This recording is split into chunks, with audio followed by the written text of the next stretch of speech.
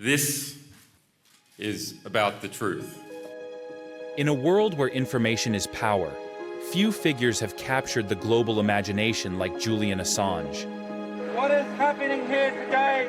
What is happening here today is a culmination of dreams. In 2006, Assange founded Wikileaks, a non-profit organization that published classified and sensitive information, exposing corruption, war crimes, and the inner workings of powerful institutions. WikiLeaks' groundbreaking releases, such as the Collateral Murder video, the Afghan war diary, and the Iraq war logs, challenged the status quo and sparked worldwide debates about transparency and accountability. But with great power comes great scrutiny. WikiLeaks has published the biggest leaks in journalistic history. Assange sought asylum in the Ecuadorian embassy in London. For 7 years, this diplomatic enclave became both his sanctuary and his prison, as he continued his work under constant surveillance and the looming threat of extradition to the United States. Groups whose abuse we expose are attempting to criticize the messenger, to distract from the power of the message.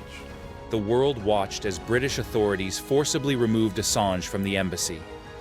For over 3 years, Assange languished in Belmarsh prison, his health deteriorating under harsh conditions, while supporters and human rights activists around the world called for his release. Free Julian now! Free Julian now! Free Julian! After years of confinement, legal wrangling, and international outcry, Julian Assange is free at last.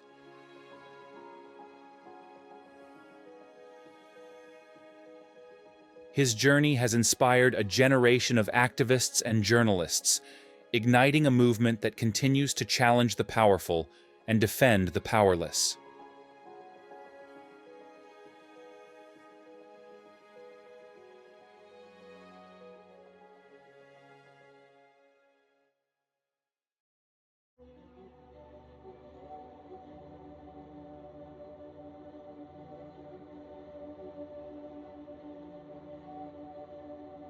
After becoming embroiled in the murky world of hacking, Assange saw the world with the veil pulled back.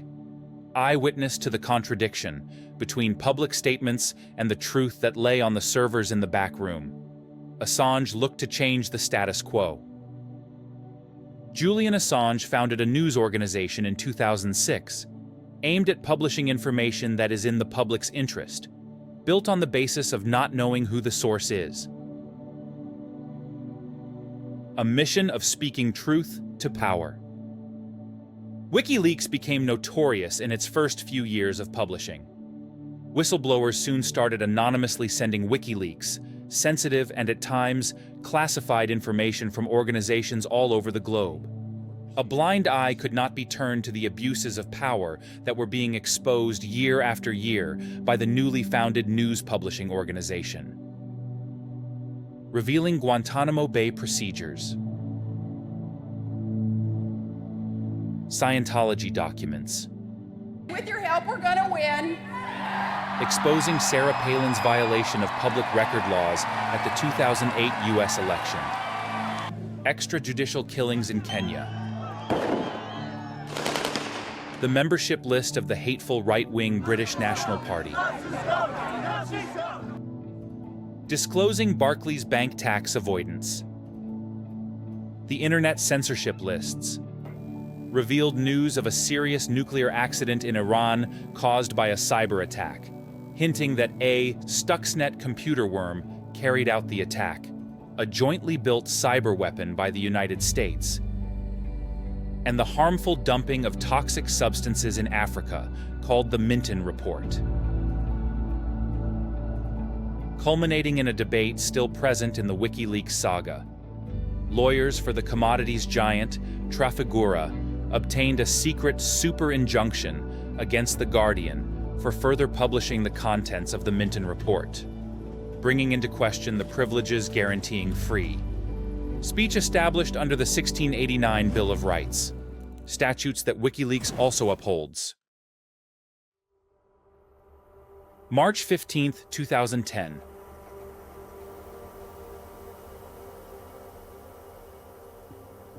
Wikileaks publishes a 32-page report on themselves conducted in secret by the United States Department of Defense for exposing human rights violations in Guantanamo Bay, the U.S. equipment expenditure, and the battle over the Iraqi town of Fallujah.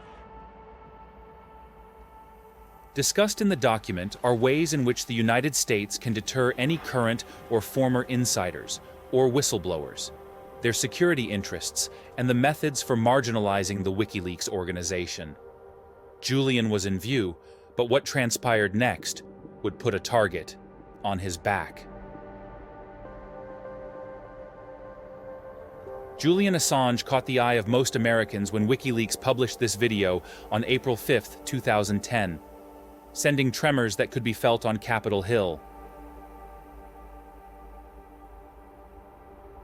Leaked by an anonymous member of military personnel, the video shows the purported murder of a dozen Iraqi men, amongst them 2 journalists, part of the Reuters news agency. On the 12th of July 2007, having been unable to identify small arms fire in a Baghdad suburb, the United States deployed 2 Apache helicopters to investigate. Through the crosshairs, we see the lead up to the incident, the supposed misidentification of cameras as firearms, the subsequent firing on unarmed civilians, including the targeting of a truck coming to the aid of the wounded men. 2 young girls were also in the truck.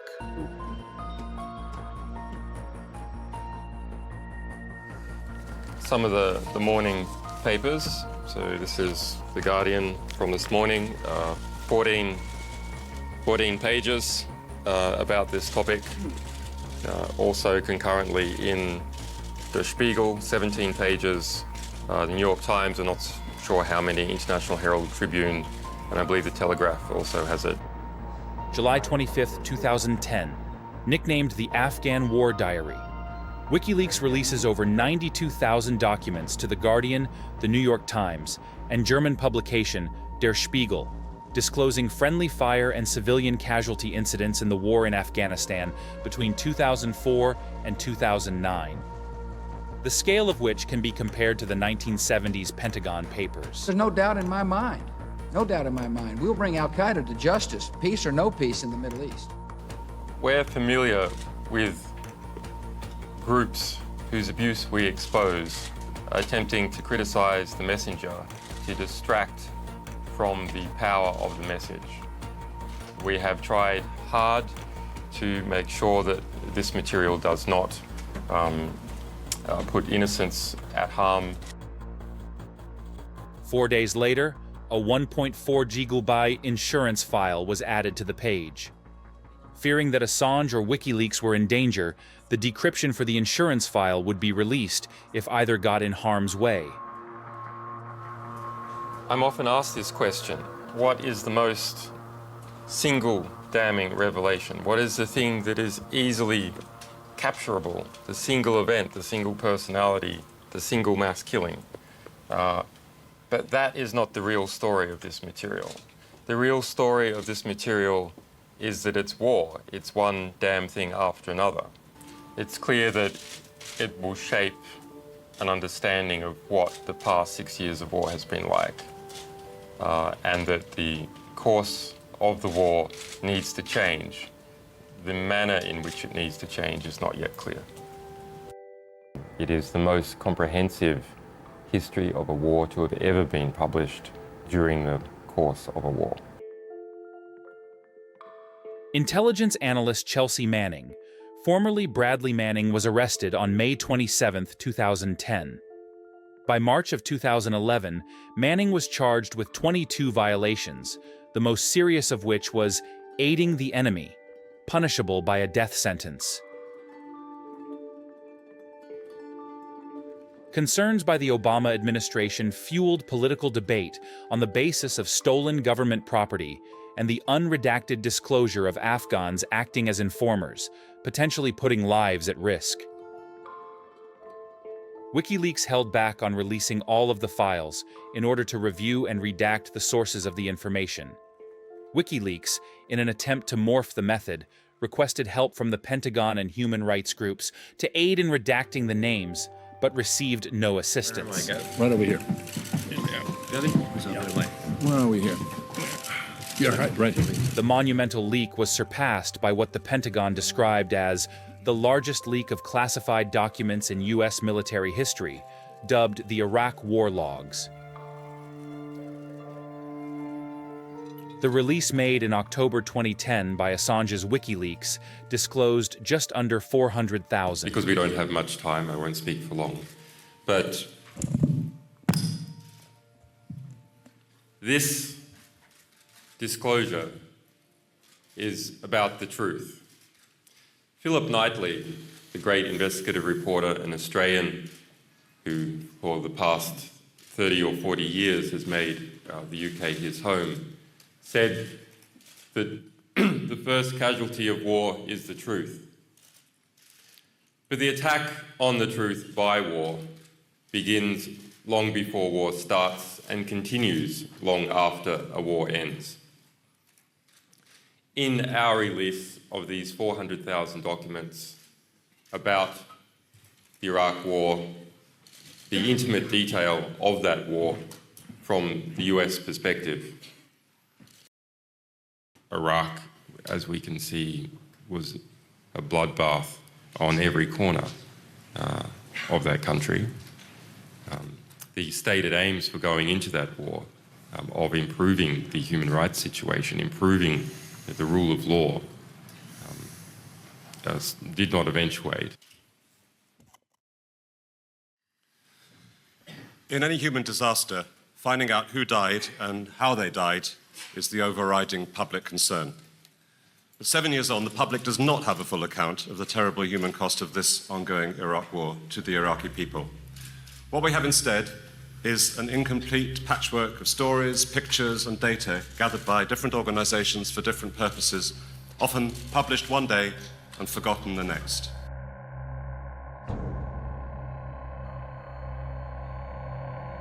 During a visit to Sweden, Assange became the subject of allegations that would hang over him for years to come. 2 women claimed to have been sexually assaulted by Assange. Questioning ensued, only for the case to be suddenly closed. Julian was allowed to leave the country. 1 week later, the investigation is reinstated. Looking to resolve the issue, Assange asks to be interviewed before he leaves the country, but was told he may leave without one. Some months on, after crossing the Swedish border, authorities issued an Interpol arrest warrant, ordering the detention of the man who'd exposed wrongdoings around the globe. Assange's next battle, to fight an extradition hearing to be sent back to Sweden, fearing a further extradition to the United States, where he faces possible life imprisonment or the death penalty.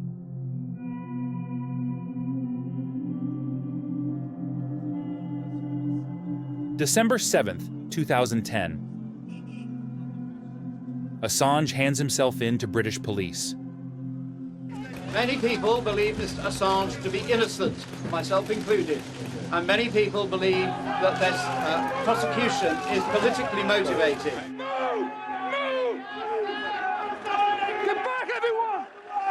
Political prisoner! Political prisoner! I think he's got a chance, yes. I fancy them, I do. I don't think it's open and shut. At this point, I'm not convinced that he has committed a crime in the United States. Finally, after 2 hours, we've heard that the Swedes won't abide by the umpire's decision. They clearly will not spare any expense but to keep Mr. Assange in jail. This is really turning into a show trial.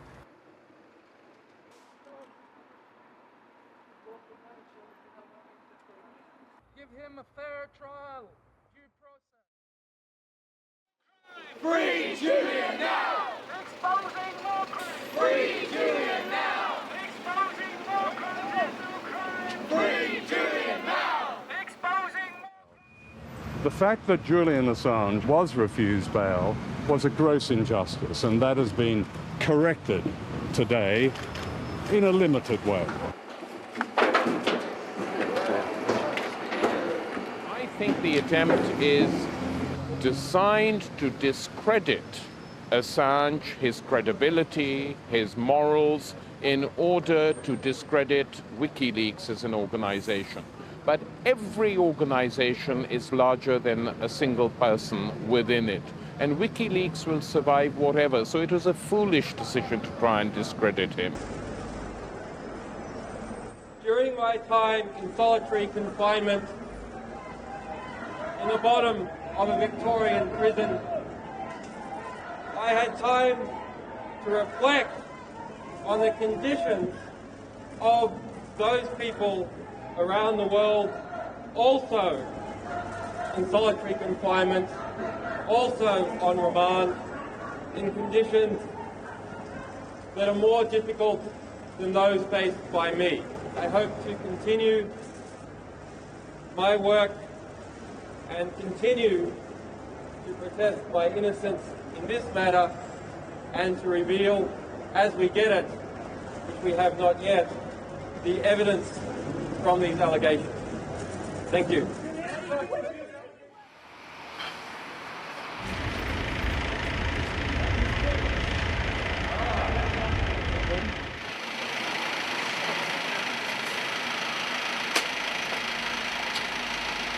I don't have too many fears about being extradited to Sweden. There are much bigger concerns about being extradited to the United States. Those who have been following the case will have heard time and time again repeated statements that no evidence needs to be presented in this case by the prosecution. That to extradite me, no evidence is needed under European arrest warrant. In relation to my bail application, they said they did not need to present any evidence. In Sweden, every single court hearing has been in secret, and we still have not been provided with the evidence. I have provided with not a single page of information in English whatsoever. We don't engage in ad hoc decisions. We have written policy for our public decisions, and that keeps us accountable. And we think that is the way forward in journalism that all news organizations should follow. I think they'll have to do it, Julian, because we are a bit late. Okay. One final question. I'm under house arrest, so I gotta go. With some high-profile celebrities and friends backing him, Julian was able to pay the exorbitant bail price of $240,000. It's very nice to be free for Christmas and to smell the fresh air of Norfolk. Solitary confinement in the bottom of a Victorian prison is a significant experience. In a way, it's an experience I'm glad that I've had. I've never been in prison, but I think it is important for every journalist actually writing about serious matters to be in a prison, to understand what it is like for people in prison around the world. Clearing my name is not the highest task I have. The highest task I have is to continue on with my work. We have also heard today from one of my US lawyers, yet to be confirmed, but a serious matter, that there may be a US indictment for espionage for me coming from a secret US grand jury investigation. The backdrop for the world's most wanted house guest, the picturesque Norfolk Manor, that is, Ellingham Hall.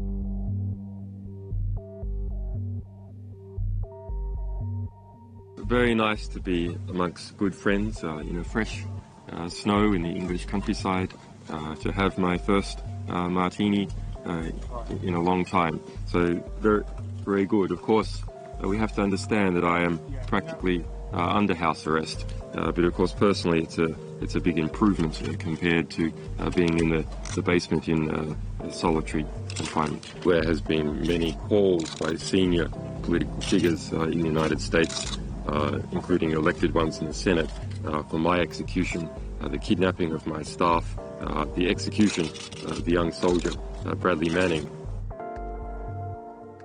This has been a very successful smear campaign so far. but I think its days are numbered, and people are starting to wonder, is what is claimed really true? And if it is true, where's the evidence?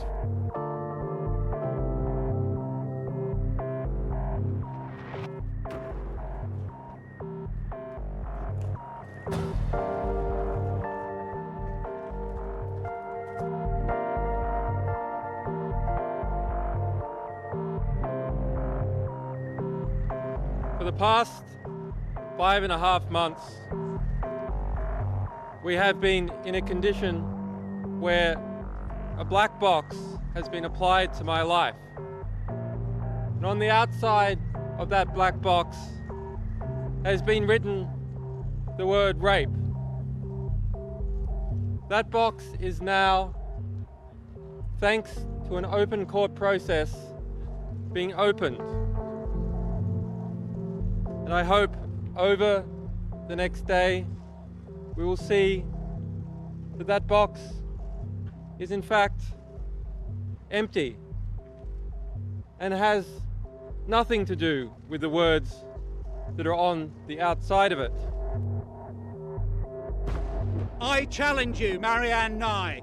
Marianne Nye, come to London, come on Friday, subject yourself to the cross-examination by Geoffrey Robertson QC. In relation to my WikiLeaks work, which of course is a separate topic, it goes on, it continues. Every day we are publishing serious content around the world, and especially about the Middle East. And that gives me great heart, as does the ongoing support of the world for my staff and our mission. February 2011 marks the first loss in Assange's quest to quash the extradition. What we saw today at Belmarsh was a rubber stamping process that comes as no surprise, but is nonetheless wrong. That is releasing footage of a helicopter gunship massacre of 2 Reuters journalists. A rubber stamping process that is a result of a European arrest warrant system run amok.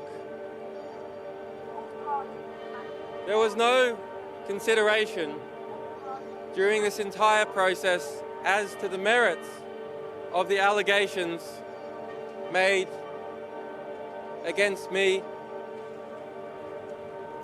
No consideration or examination of even the complaints made in Sweden. And of course, we have always known that we would appeal. We have always known that in all likelihood we would have to appeal. Congratulations from an Irish country. I hope you win. We're behind you. I hope you win. Congratulations. Keep fighting on. Let's stand up to Britain. Julian. Julian.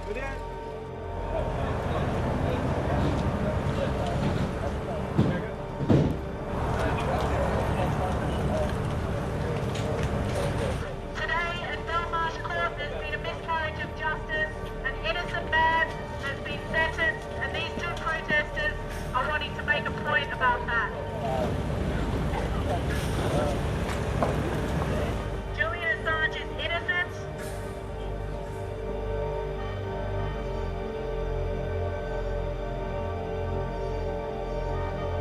Manning's case, it's very clear the U.S. government is trying to crack him open with this solitary confinement by causing emotional devastation. I think they're trying to get him to issue a confession or a false confession so they can link him to Julian Assange. The new charges are very interesting. Mr. Manning has now spent 10 months in solitary confinement, first in Baghdad, then in Kuwait, and now in Quantico, Virginia in the United States. Amnesty International has condemned his treatment, and there are a number of calls for inquiry into it. The charges themselves, these 22 new charges, include a charge which labels him as passing information to an enemy. The naive reading of the charges would have that enemy being Wikileaks, i.e. a publisher. So the United States appears to be setting up these charges for two purposes. Number one, to provide pressure on Bradley Manning. They're trying to use a sledgehammer to crack a nut into confessing some kind of relationship with WikiLeaks in order to embroil us into an espionage case. The other purpose of these charges is to spread across a spectrum of different types of criminality. They've been trying to crack Bradley Manning for months by making his conditions worse and worse. There's been a number of complaints by his lawyers about that matter, and Amnesty International has complained about his treatment. Bradley Manning is not speaking. And Bradley Manning is exercising his right to silence, and they're trying to force him into a plea deal. And most legal commentators believe that kind of plea deal would involve him in saying something that would help the United States prosecute this organization for espionage or some other criminal matter that it could be embroiled in. So that is wrong. The requirements given by some of those charges is that WikiLeaks is the enemy of the United States, that a publisher is the enemy of the United States. And nothing in our 4 years of publishing shows that that is in any way true. We publish from all countries who come to us. We are not an enemy of the United States, and it is an abuse against Mr. Manning and an abuse against us to suggest otherwise. WikiLeaks has published the biggest leaks in journalistic history. This has triggered aggressive retaliation from powerful groups. Since the 7th of December 2010, an arbitrary and unlawful financial blockade imposed by the Bank of America, Visa, MasterCard, PayPal, and Western Union has destroyed 95% of our revenue. It came as part of a concerted US-based political attack that included vitriol by senior right-wing politicians in the United States and high-level calls for the assassination of WikiLeaks staff and myself personally.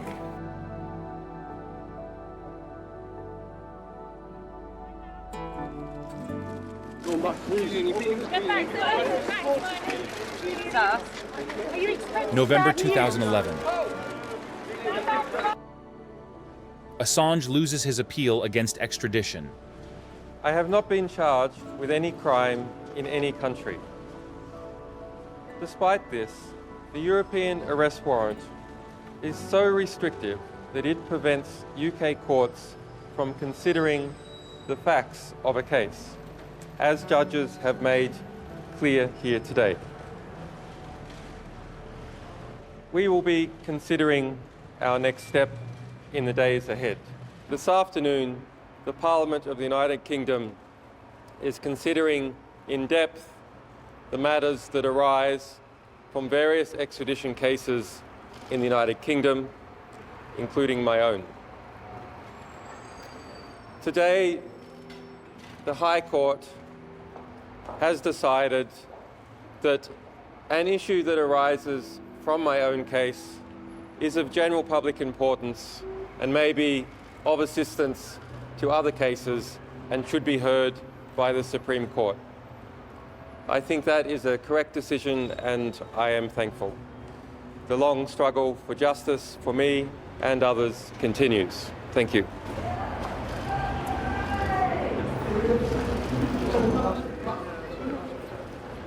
The case is destined for the highest court in the land.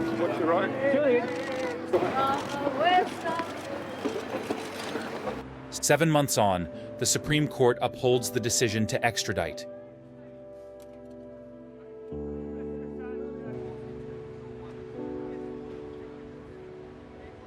It makes the law, to me, seem rather shabby, actually, and I'm not talking about simply because they found against Assange.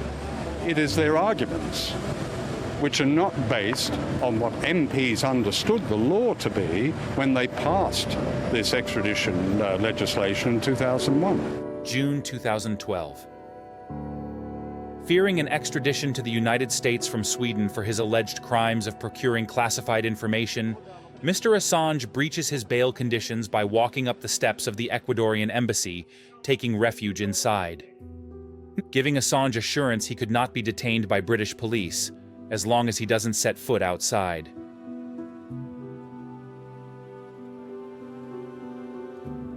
So, the situation we confront today now is a stalemate.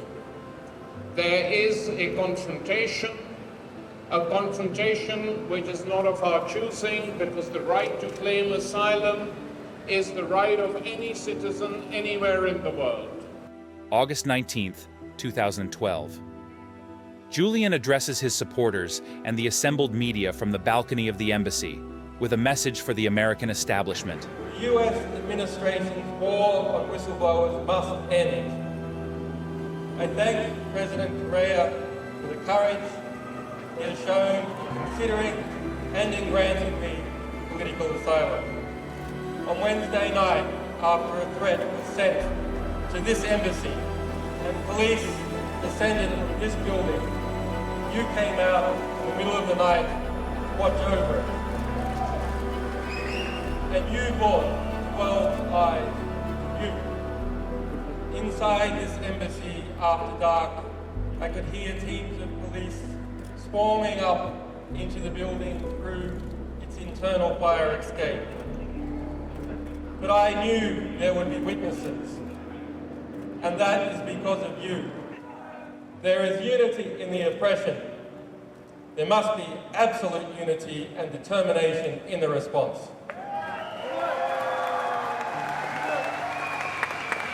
Thank you.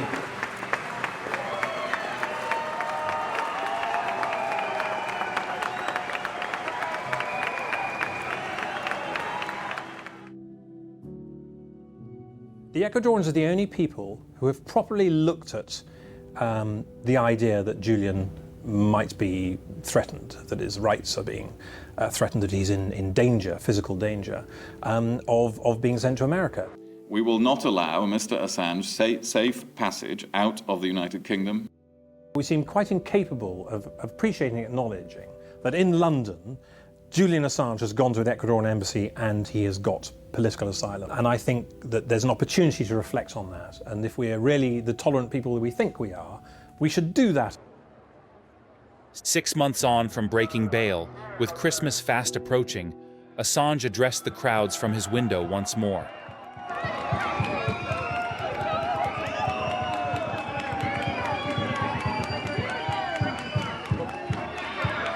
Good evening, London.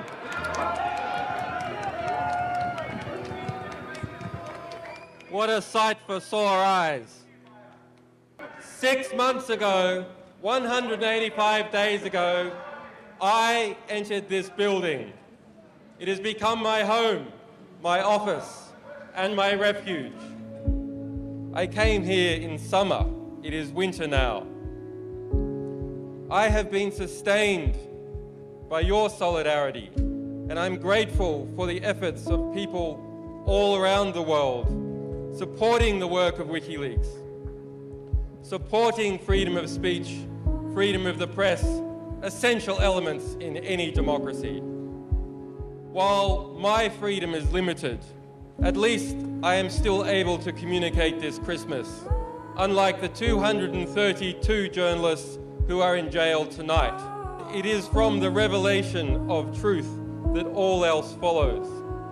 Our buildings can only be as tall as their bricks are strong. Our civilization is only as strong as its ideas are true. When our buildings are erected by the corrupt, when their cement is cut with dirt, when pristine steel is replaced by scrap, our buildings are not safe to live in. And when our media is corrupt, when our academics are timid, when our history is filled with half-truths and lies, our civilization will never be just. It will never reach to the sky. July 2014. Air around the embassy was filled with disappointment as news surfaced that Interpol's arrest warrant would be upheld. Incarcerated inside the embassy for over 2 years now, Assange's hope of freedom was further diminishing. The reality is Julian Assange is a political prisoner. He's a dissident in our country, and we're just not really used to that. This wouldn't be happening. There wouldn't be these police outside this embassy if it wasn't Julian Assange, if he wasn't a public person. Nobody else would get this.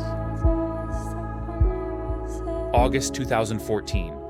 Rumors emerge that the Wikileaks founder may need hospital treatment.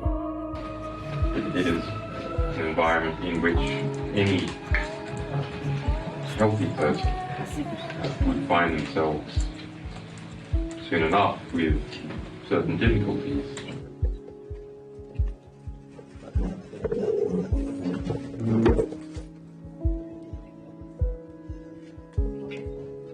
March 2015. After years of no progress, held up in confinement, Swedish prosecutors asked to interview Julian inside the embassy, only for it to be canceled a few months later, according to the founder of the whistleblowing publication.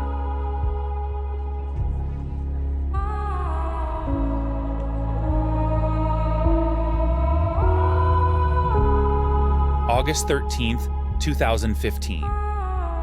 After the legal time limit had passed, 2 of the 3 sexual allegation charges were dropped. The more serious rape allegation remains. From the moment Assange strode up the steps in June 2012 to October 2015, the United Kingdom have spent in excess of £13 million, an expenditure somehow rationalized by the government.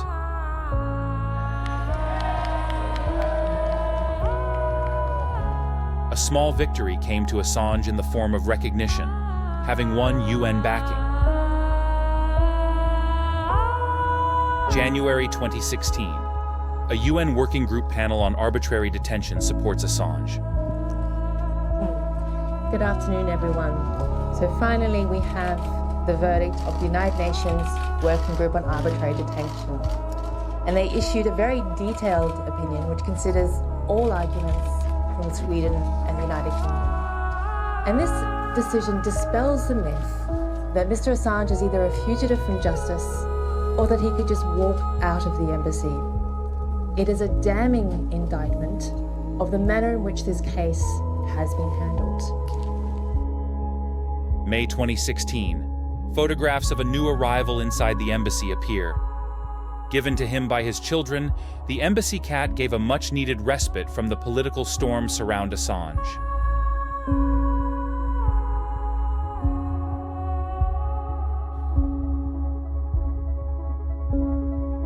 November 2016.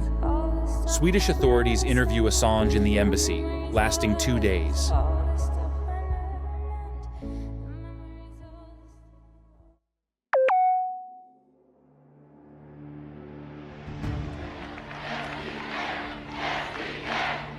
Yes, we can. Outgoing US President Barack Obama decides to free WikiLeaks key whistleblower Chelsea Manning, formerly Bradley Manning.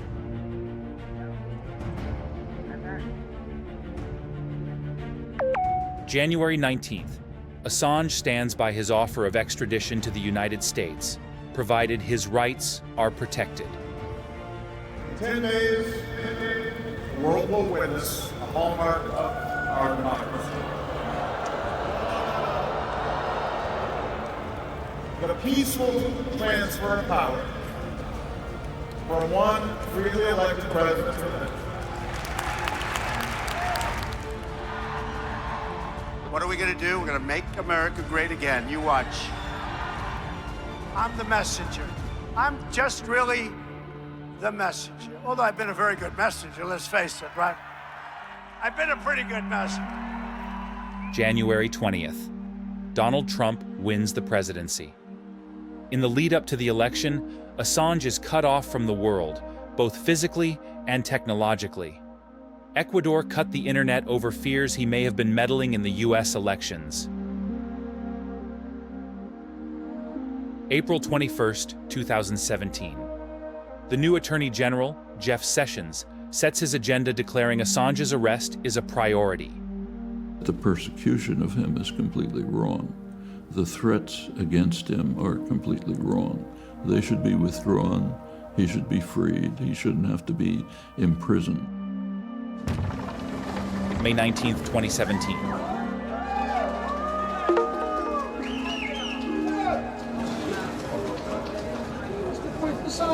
How do you feel? Today is an important victory for me and for the UN human rights system. But it by no means erases 7 years of detention without charge, in prison, under house arrest, and almost 5 years here in this embassy without sunlight. 7 years without charge, why my children grew up without me. That is not something that I can forgive. It is not something that I can forget.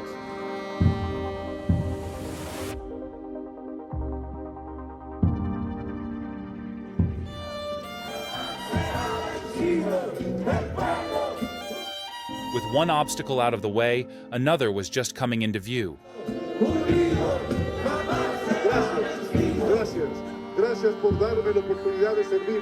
With Lenin Moreno in power, who knew the fate of Julian Assange?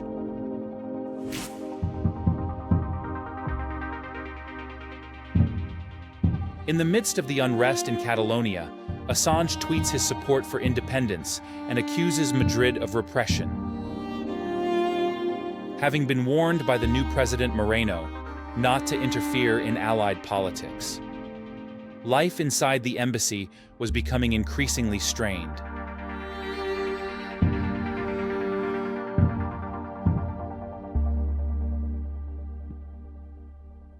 Still bereft of sunlight and cut off from the world, Assange spent some of 2018 in silence as noisy accusations of his ties to Russia's involvement in the 2016 US election were being constructed. March 2018. For the second time, Assange's internet access and communications are cut off, barring any connection to the outside world.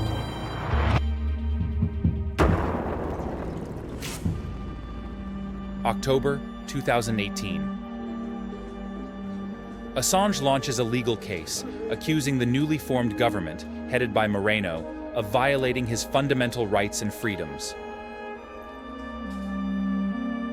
Having had new rules imposed on him designed to force him out of the embassy, ruling a week later that legal action cannot move forward. With his rights in doubt, Julian remained at the embassy, awaiting his fate. April 2019. With ties becoming strained between the Wikileaks founder and the new government, it became increasingly more likely Assange would be extradited. Subsequently, looking at spending the rest of his life rotting in solitary confinement in a United States prison cell.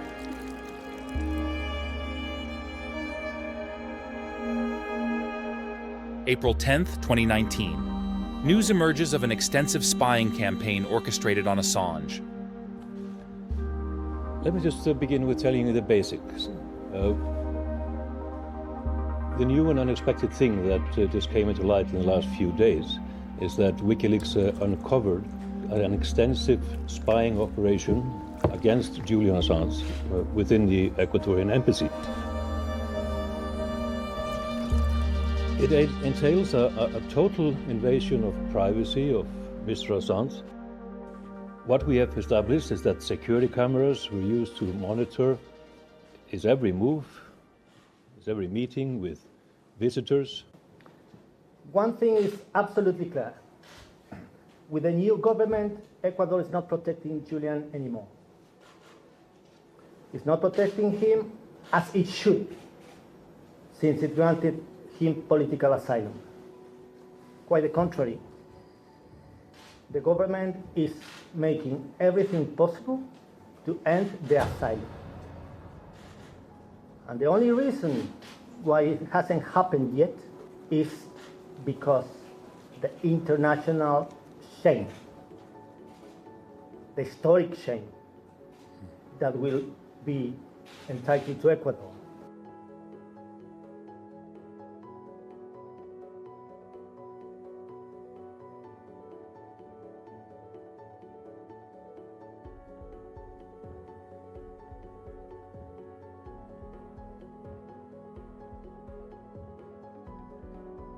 April 11th, 2019. In the early hours of the morning, to avoid any commotion on the wealthy streets of Knightsbridge, a frail and weak Assange is carried down the very steps he walked up over 7 years ago, after the Ecuadorian government saw fit to invite the British police inside.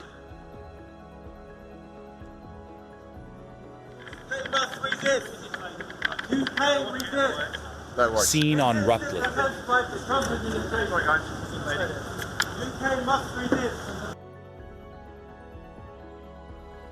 Media campaigns to discredit the infamous publisher evolved. Leaked videos from inside the Ecuadorian embassy and comments made by Moreno's embassy staff on his personal hygiene gave the government enough ammunition to rid themselves of Assange, handing him over to the British police, a stark contrast to the government that provided his asylum.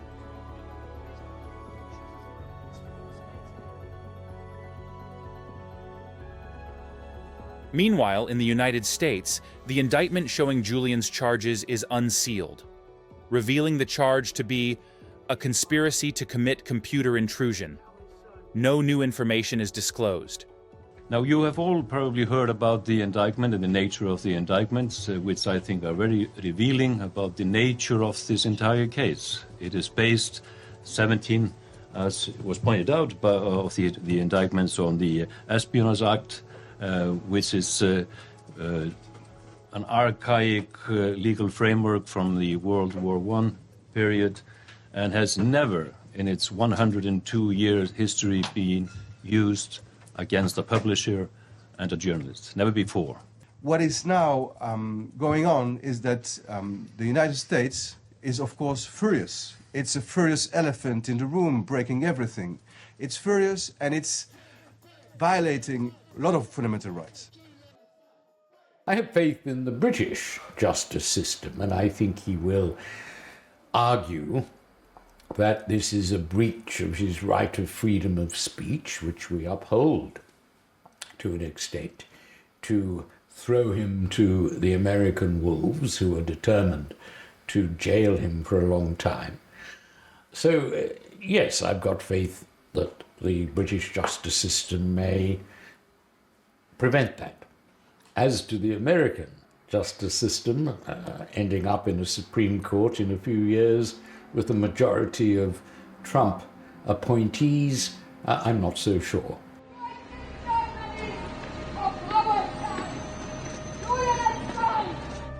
May 1st, 2019. Southwark Crown Court.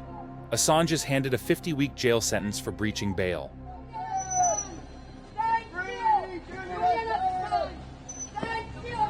To get a sentence only 2 weeks short of the maximum sentence is an outrage. It's almost double the sentencing guideline. And may I point out, just in comparison, that the so-called speedboat killer got 6 months for not showing up in court to hear his sentencing for manslaughter. But the fight continues. Tomorrow is the big fight, the start of the big and most important fight, to fight against the extradition of Julian Assange to the United States. What is at stake there? Could be a question of life and death for Mr. Assange. May 23rd, 2019. Assange is accused of 17 new charges brought forward by the Justice Department. The indictment states that Mr. Assange had repeatedly encouraged sources with access to classified information to steal and provide it to Wikileaks to disclose. No evidence was shown.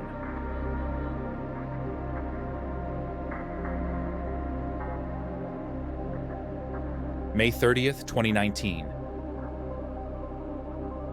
news is released that Assange is too ill to attend the hearing, resurfacing rumors of his poor health, even signs of psychological torture.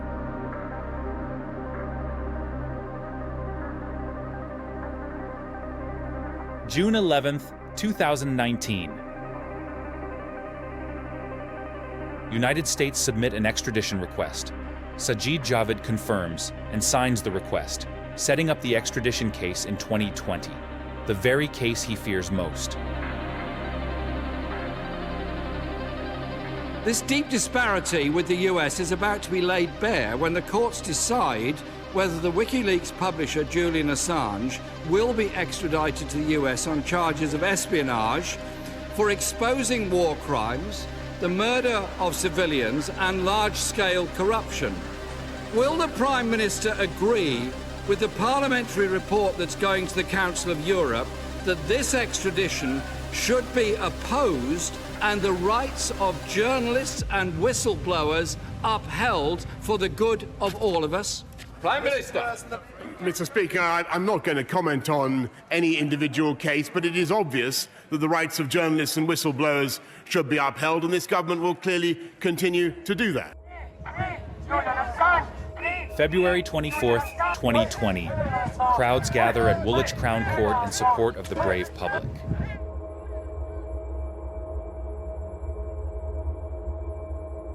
In January 2021, a British court ruled against his extradition to the US, citing concerns about his mental health and the high risk of suicide if he was placed under harsh American prison conditions. Despite this ruling, Assange remained in Belmarsh as the US government filed an appeal, prolonging the legal uncertainty around his case. Throughout 2022 and 2023, Assange's legal team continued to fight for his release, challenging every aspect of the extradition case. Then, in a surprising turn of events, international diplomatic efforts and growing public advocacy led to a breakthrough. We hope across the ocean that there are some very uncomfortable people in Washington, D.C. looking at London today and thinking very hard about where to go next, because this does not have to play its way through the courts. We do not have to continue to do this month after month. President Biden could make his legacy to be the president who stops this now, who doesn't let it go any further. Finally, in June 2024, Julian Assange was granted a reprieve after years of confinement and legal battles. A combination of diplomatic negotiations, legal appeals, and public pressure culminated in his release from prison.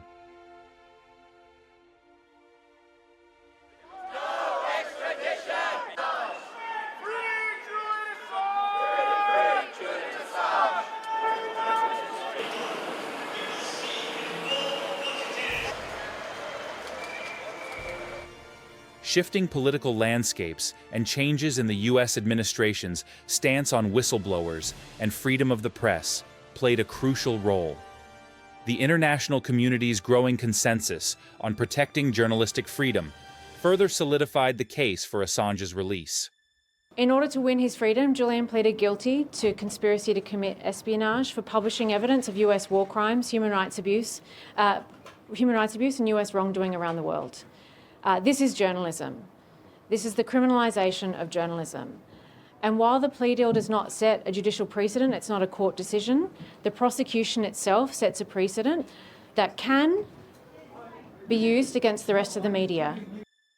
Following his release, Assange returned to Australia, where he has been focusing on rebuilding his life and health after years of confinement. The Australian government, while navigating diplomatic complexities, has provided him with the necessary support to ensure his reintegration into society. Since his return, Assange has remained a vocal advocate for press freedom and government transparency. He has engaged in several public speaking events and interviews, where he continues to highlight the importance of protecting whistleblowers and the free press. Assange has also been working on a memoir, detailing his experiences and the impact of Wikileaks on global politics. Legally, Assange is still navigating a complex landscape.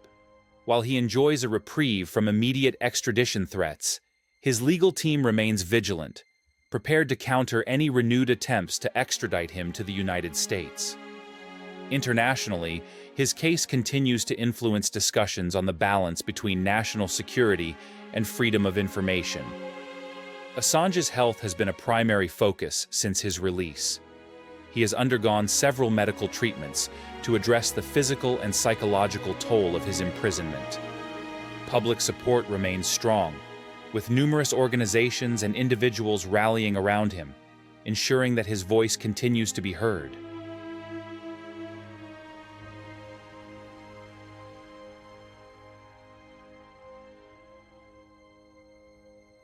While he has been released from Belmarsh prison, he still faces significant legal challenges. The U.S. government may continue to pursue its extradition appeal, seeking to bring him to trial on charges of espionage and conspiracy to commit computer intrusion related to Wikileaks' publication of classified documents.